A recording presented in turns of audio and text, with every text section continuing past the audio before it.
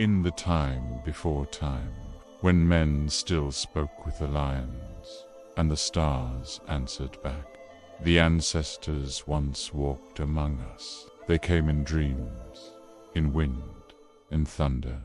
This is not mythology. This is the memory of the Zulu.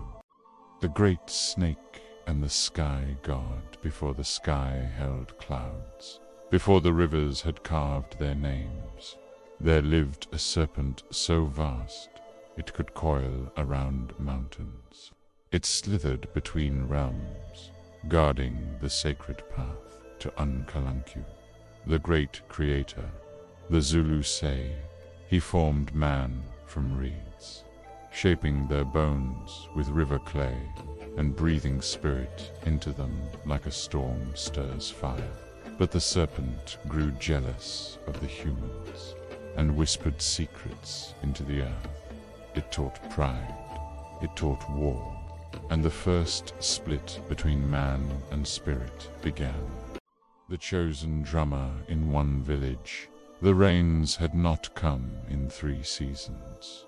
Crops wilted, children coughed dust. The elders said the ancestors were silent, but a young boy named Mbulilo heard something. At night, he drummed alone beneath the moon, not with rhythm, with instinct. One night, lightning struck near his hut, and the next morning, a massive tree stood in the crater, grown overnight. The tree bore fruit no one had ever seen, and the rains returned. Mbulilo became known as the Thunder Drummer, said to be half spirit, half man.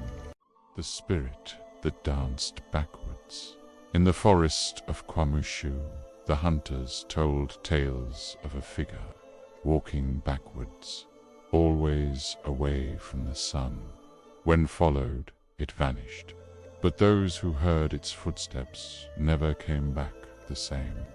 One man claimed he followed the figure for 3 nights. When he returned, he could no longer speak, but painted exact symbols from ancient rock art never taught to him. The village sang his name in hushed tones. Baba Wezimfilo, father of secrets.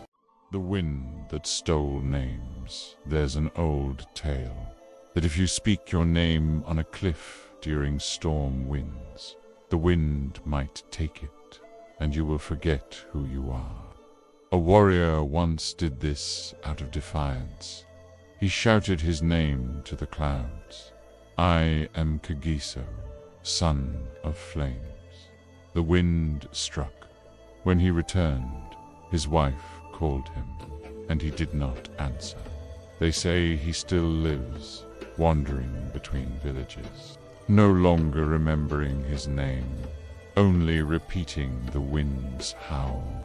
When the drums return in Zulu belief, death is not an ending. It is crossing a river of ash to sit beside the ancestors. And when the living forget the songs, the ancestors send thunder, not to punish, but to remind.